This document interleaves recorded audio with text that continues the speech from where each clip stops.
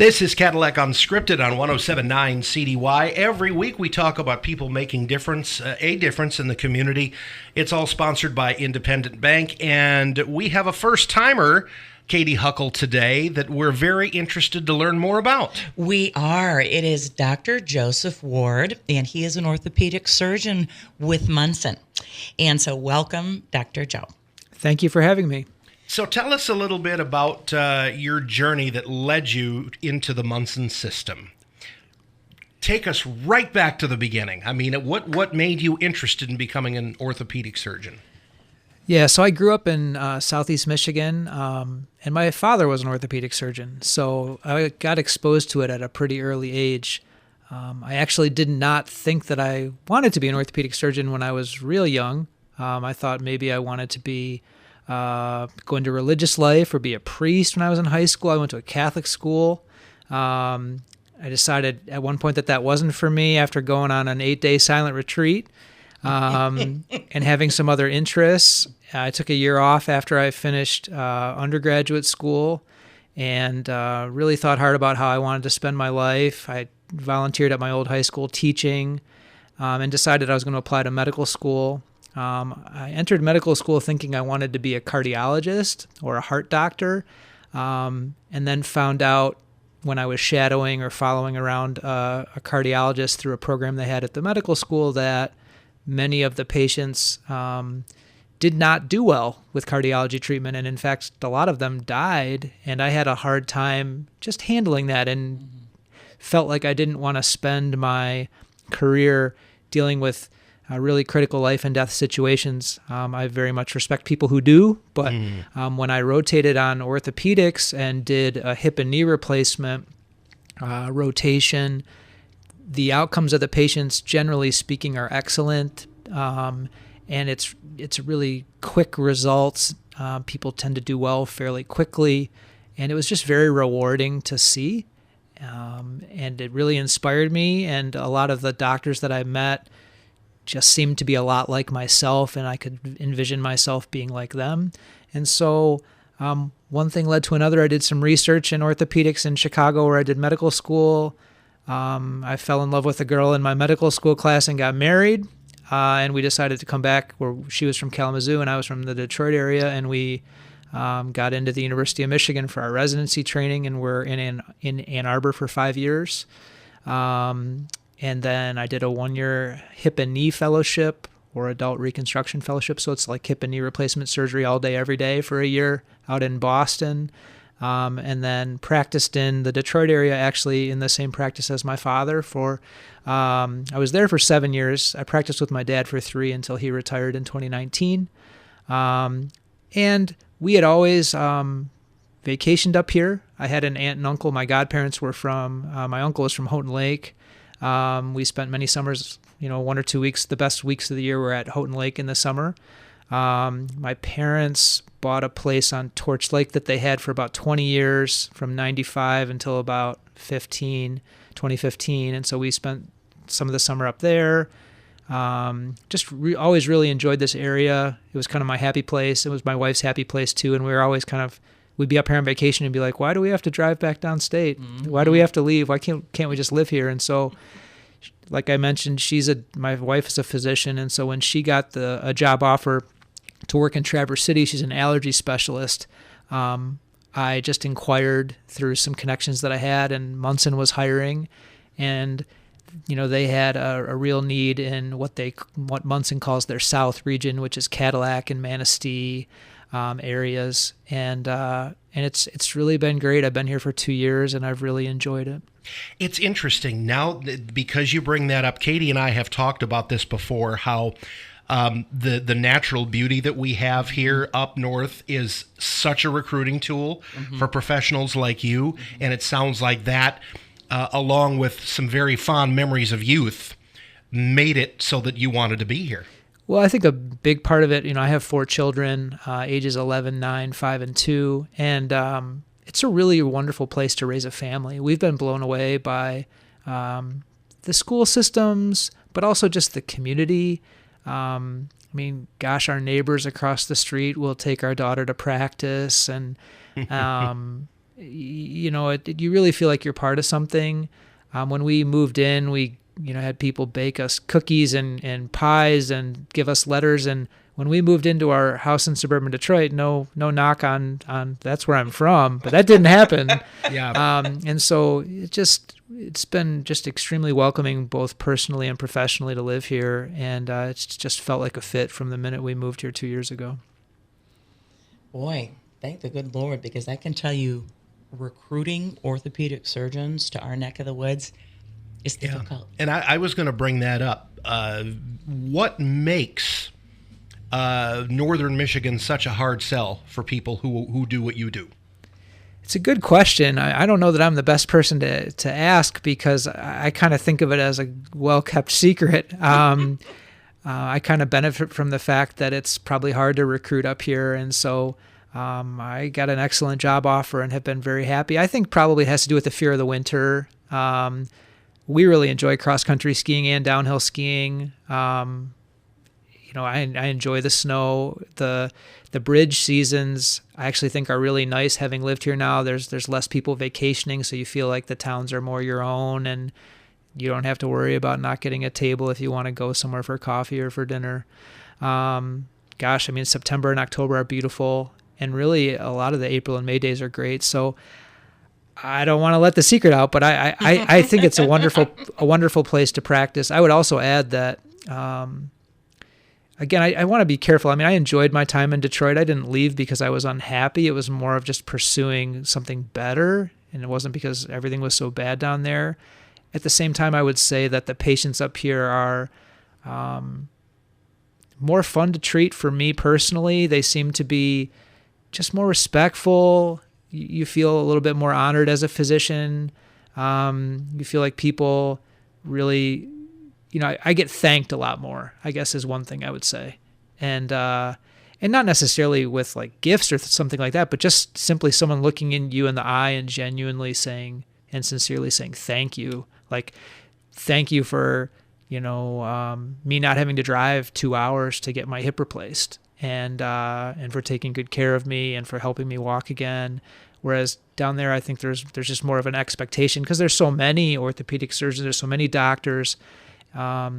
People kind of have their pick, and you're just kind of one of many. Whereas up here, you're really kind of part of the community and doing the community a real service, because without whatever specialty you have, maybe that person would have to drive a long ways, or they wouldn't have access to someone that at their local hospital. So that's kind of where I think having meaningful work is important, and having a sense of purpose in your life, and it gives me that.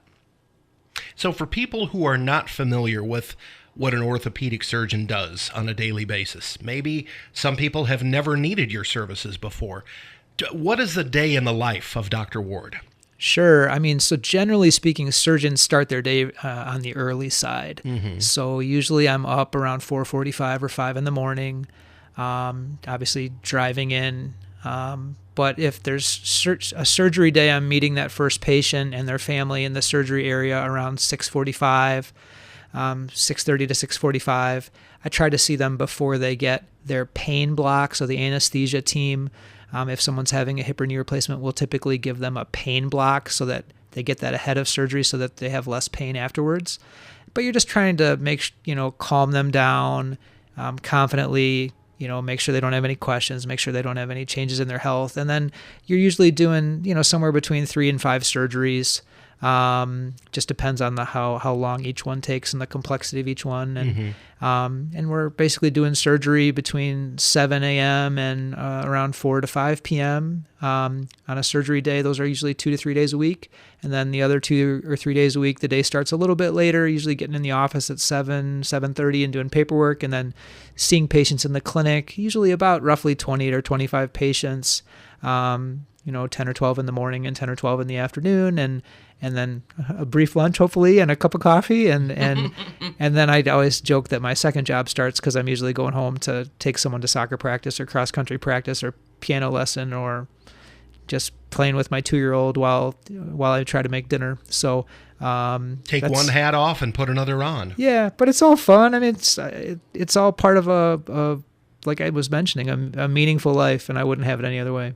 Yeah. So when we talk about, your faith background, that certainly plays into this. And the fact that you looked at becoming a priest, at what point, you mentioned that the silent retreat was a game changer for you? Okay. Well, actually, I just think ultimately it's trying to figure out, and I think this is an ongoing process. I don't know that you ever figure it out, but you just try to figure out where God is leading you in your life. I was probably more self-reliant early in my days than I am now, and figured that the burden all fell on me to figure out my life, when in reality you just kind of see different things happening to you as providential, as this is what, at least what I believe, is that this is what God wants for me and my family and my life. And so, when I initially even got hired here, I was supposed to be 2 days a week in Cadillac and then 3 days a week in Traverse City. And it just turned out that the health system had a greater need in Cadillac. And initially I was, maybe a little worried about how that might be, because I would have a longer drive because we live in Traverse City. It's been great. Cadillac Hospital is a real diamond in the rough. Again, it's like I don't want the secret to get out, but I want the local folks to know that it's a wonderful hospital. But I feel very fortunate to work there, even though it's a 49-bed rural hospital. The care is excellent. The operating rooms are big, which is not always the case. I mean, shoot, I trained at the University of Michigan, the hospital. The operating rooms, University of Michigan is building a new hospital, to be fair, but the operating rooms in Cadillac Hospital are as nice or nicer and bigger than the ones at the University of Michigan. And so it's a really great place to work. And so I just think if you trust in God's plan, not that it's all rainbows and sunshine. I have bad days like everybody else. I have challenging days, and driving from Traverse City to Cadillac on a snowy day can be kind of a rough thing, like I'm sure all of us experience. But I got snow tires, and I got all-wheel drive, and I can handle it, and I've always made it back and forth. Do you come down 131, or do you do that challenging Sherman Hill drive on 37? I come down 131. So okay, that's a little easier. We live on the east side of Traverse City, and I love the next 6 weeks of driving. We're recording this, September 18th. The trees are just starting to pop. When I'm driving home at 5, 6 in the afternoon or 6 p.m., it's beautiful. And, when I'm coming into clinic at 7 a.m. and the sun's rising, it's like, as long as there's no deer, it's good. It's interesting to hear that you pivoted once you were in medical school, from one plan to a different plan. Mm-hmm. And I have talked about this before. I spend my days with 11th and 12th graders at the Career Tech Center, and it inevitably happens every year right around spring break when the kids are acting different. And it's because they feel the pressure of, am I going to go to college? What am I going to do? Grandma and Grandpa's asking me what to do. Right. So your story is kind of nice, because you can tell kids it's okay to not know exactly what it is you want to do in 12th grade. Oh, I fully agree. It's easy to look back on your life and have it all make sense when I'm 42, and kind of see why everything happened. But when it's going on, you don't always have that clear sense, and it's easy to have that sense of panic. There were many. It's a long road to become a physician, and so that's why we try to treat each other, I think, with a lot of respect. Just because it takes a long time. It's 4 years of undergraduate school and 4 years of medical school, and then however long residency is, which for me was 5 years, and then a 1-year fellowship. So you kind of get in this pipeline at, age 19, and you get spit out at like age 33, and you're just a very different person. And, I started, I'm single, I was unmarried, and I came out, married with one child and another one on the way, and you're just a very different person, and your interests are different. Your body is different. My body is a lot more sore after a physical day of putting hips and knees replacements in people at 42 than it was when I was 33. And so I tell people that are medical students and such that are following us around, I said, this may look really fun, and it is, but I said it's physically demanding, so you've got to be ready for that. What is the most physically demanding part about your job? And how does it feel at the end of the day? There are lots. I would say positioning patients for surgery, it's important that the surgeon does that, and people come in all different shapes and sizes, and it's very important that you can have access to the right angle to put the implants in, and that you're making your incision in a proper place. And so sometimes this may be more than your listeners want to know, but like we have to tape people's bellies out of the way sometimes when we're doing a hip replacement, or we've got to kind of drape them a certain way if they carry a lot of their weight in their thigh or something like that. And so positioning patients can be very difficult. And then just simply the act of putting in the knee replacement, you have to get access to their knee. And, some people have very heavy legs. They just do. And so at the end of the day, you're usually sweaty and tired, and your back is sore, and your neck is sore from kind of holding it in a steady place. We operate with a light on I wear a helmet, and so in surgery, and the helmet has a light on it. And so I'm oftentimes kind of contorting my neck to shine the light in a certain area. So surgeons tend to have neck issues and back issues, and then also hearing issues because, again, probably not trying to scare anybody that's listening, but we do use power saws and power tools in the operating room, and they're loud. And so it's common for surgeons to have hearing issues as well. Dr. Ward, I'm curious about the conversations that they're so delicate with people. You're coming in and you're Mr. Fix-It. You're going to fix this. But a lot of times lifestyles and lifestyle choices and that kind of thing can contribute to the fix that you have to make. Can you talk to us about those conversations where, okay, this needs to be fixed, but we want to make sure you don't have to come back. And so now, can we talk about those conversations? They're delicate. They are. I feel very blessed that I went to medical school where I did. It was the Loyola Stritch School of Medicine, so it's a Jesuit Catholic university. I went to a Jesuit Catholic high school. Again, not that that's the only place where you can learn this, but they really emphasize treating the whole person, and it was just part of what we learned.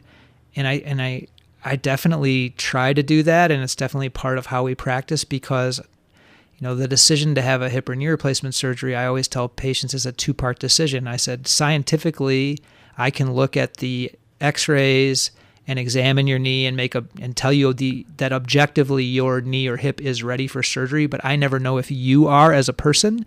You have to have social support. So some people live alone, they're widowed, or they're a widower. So they have to have some help after surgery. That can often be, a reason that things get delayed, until an adult child can help them out, or a family member or a friend or someone from church or et cetera can help them. Or even, a house has to be fitted for a ramp and things like that, right? That may not be ready yet. And it's been very interesting, again, moving here from a more metro area like Detroit. I mean, I've learned a lot. I've learned about the seasons. Farmers don't want to get their hip or knee replaced in May and recover in June, July, and August because who's going to tend to things? So I did a gentleman, both of his knees back to back in like November and January because he needed to be ready for the spring. And, people have different interests is kind of what I'm getting at. So like some ladies are really into gardening. They don't want to miss gardening season. Mm-hmm. Some people don't want to have surgery during the winter because they're worried about falling. Some of the elderly people, they don't want to take their walker cane out in January and whatnot. So it's very personal and you get to learn. And so a lot of times you're not making that decision all in one 20-minute office visit. It's, why don't you see me, your knee's ready for surgery. I don't know if you are. Go home and talk about it with your family and friends. Write down your questions. Here's some educational things to learn more about the procedure and what's involved in it. But bring everybody back who's going to be involved in your decision-making if that's feasible, and we'll talk about it together in 2 weeks. And usually that's a better way of going about it than just being like, yep, you need surgery. Here's the form. Sign up and we'll get you into the next room. So we try not to do it that way. How much time do you spend with a prospective patient before they finally decide, okay, it's time? As long as it takes. I mean, I had a 40-minute visit today, and the lady needed all 40 minutes. Her daughter had come in from, 2 hours away and was there to ask me questions. And so, people ask me, how long is surgery going to take? And I say, as long as it takes to have a perfect outcome, And so we're not in a rush in there. No, we're not wasting time either, but sometimes things can be clearly explained really quickly. Some people have a lot of anxiety and they just need a lot of reassurance and they have a lot of questions. And so I really try to answer all the questions in the office so that the day of surgery, everyone knows the plan. I mean, I played college football. You didn't go into a game, okay, are we going to run this play or that play or this play? No, we're going to run the first 5 plays we scripted and that we practiced. And so you get all the questions out ahead of time, even if it takes a long time in the preparation. And the day of, it's calm confidence, and we're going to do exactly what we said we were going to do. And that usually results in people having less anxiety and less nervousness because they're like, yep, he told me exactly what was going to happen. He answered all my questions. Things are going just like we were told they were going to go. There's some irony when we say orthopedic surgeon, college football player. Just football and orthopedic surgery.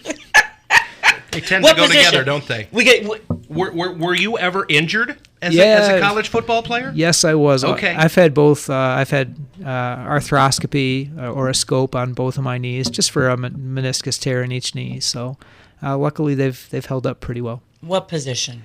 So I got recruited as a linebacker. I played in college offense. I played what they call like H-back, or like tight end or H-back or fullback. So it was a lot of fun. And so now your kids are like, hey, Dad, I want to play football. What does Dad say?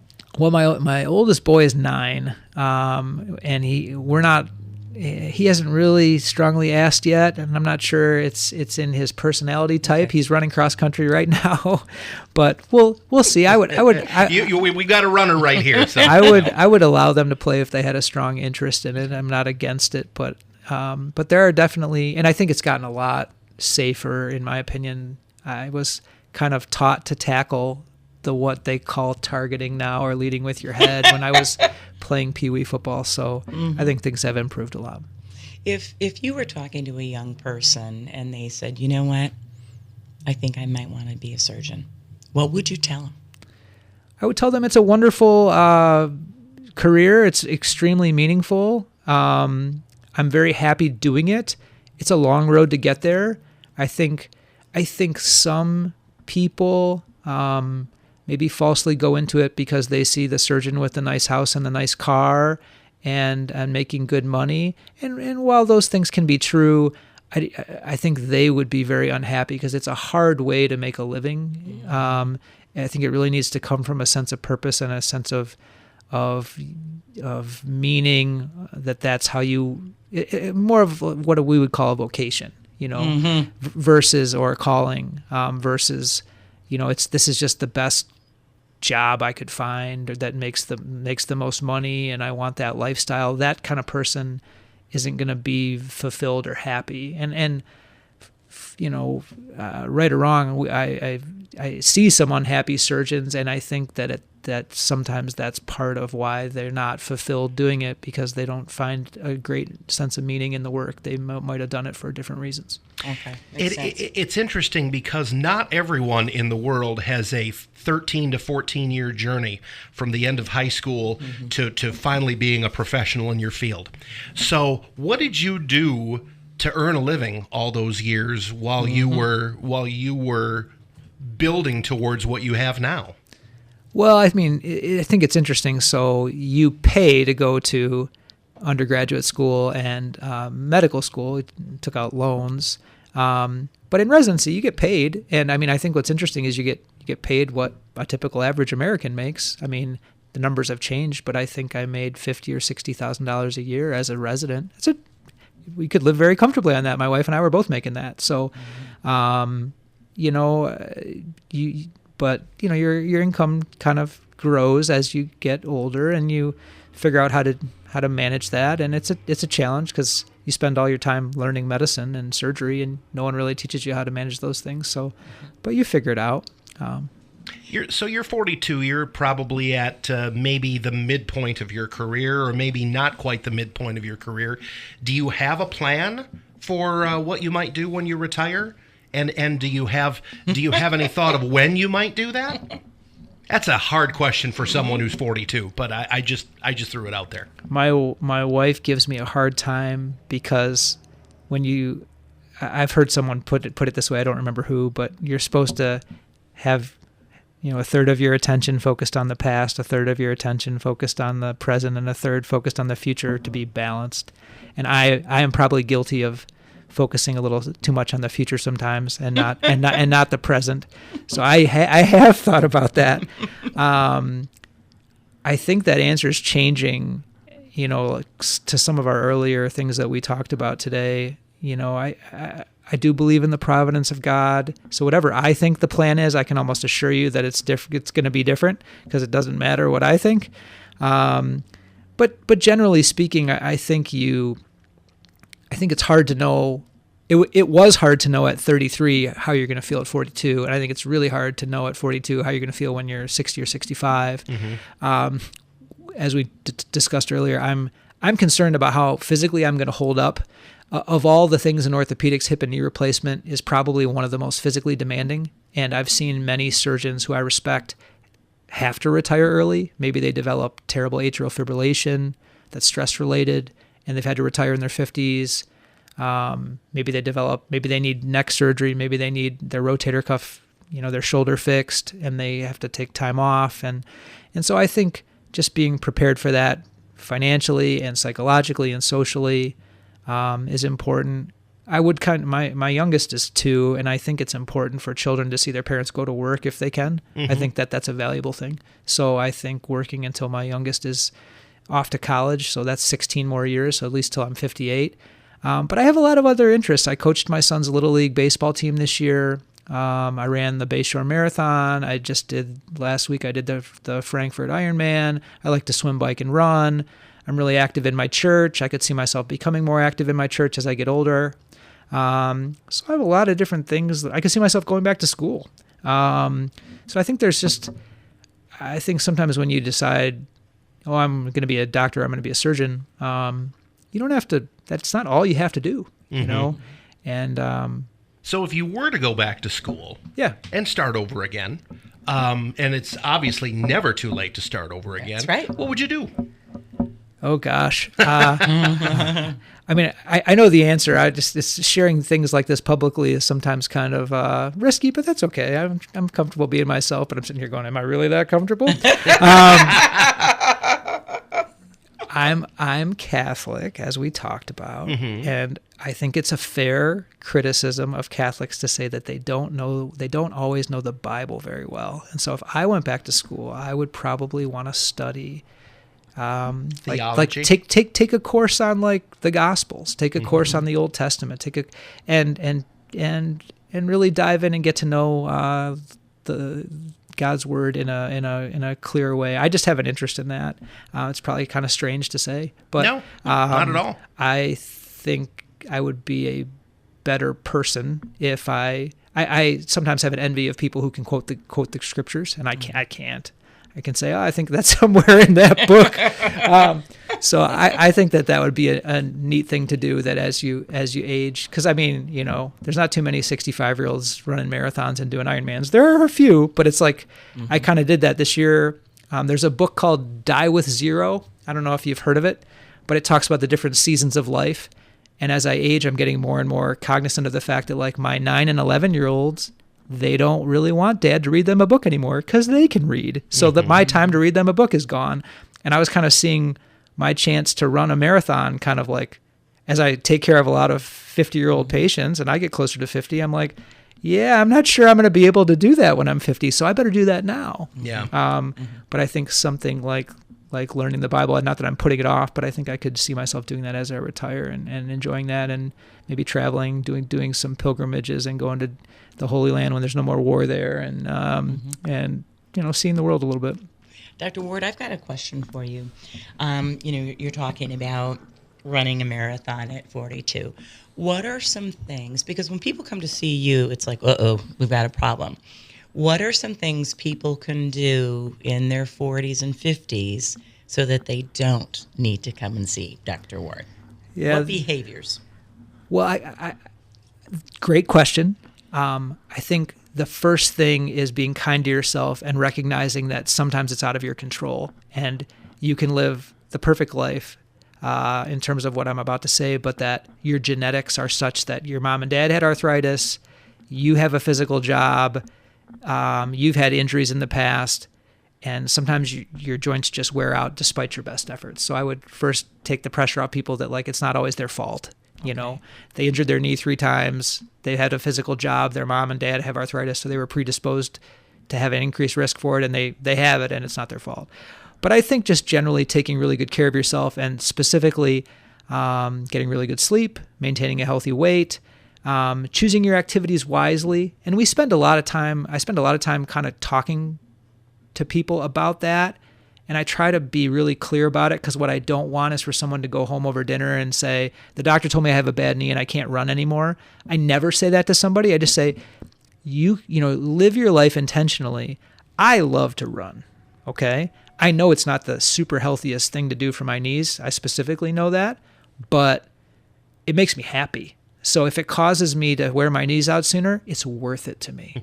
And so when I look somebody in the eye and I say, like, you know, you have moderate arthritis of your knee. It's not yet ready to be replaced yet. And they say, well, I love snow skiing. I said, do you really love it? Like, to the point where if it might wear your knee out like 3 years earlier? And they immediately say, yeah. I go, then go do it. And when it's worn out, we'll fix it. But yeah, generally maintaining a healthy weight, choosing low impact activities, that's going to make your joints last longer. But again, it's no guarantee. You know, I mean, you can get in a car accident and your knee can wear out despite living great, you know, for a long, long time. So we all know that life's unpredictable, and we're here to fix people when things are wearing out. And the 30 minutes that we have spent with Dr. Ward, I can tell you, if I ever need surgery, I trust this man implicitly. Same. You know what I was thinking the whole time? Lucky us. Yeah, exactly. That he picked us. Right. Could have gone anywhere, but here you are in Cadillac. What a gift. Yeah, absolutely. That is very kind. It's been a pleasure speaking with both of you and getting to know you better. Dr. Joseph Ward from Munson Healthcare Cadillac Hospital, our guest this morning. Dr. Ward, thank you very much. The community that is not familiar with you now is, so we appreciate your time. It was my pleasure. Have a great day. Cadillac Unscripted is sponsored by Independent Bank. Join us next week, same time, same station, for some more local chat on 107.9 CDY.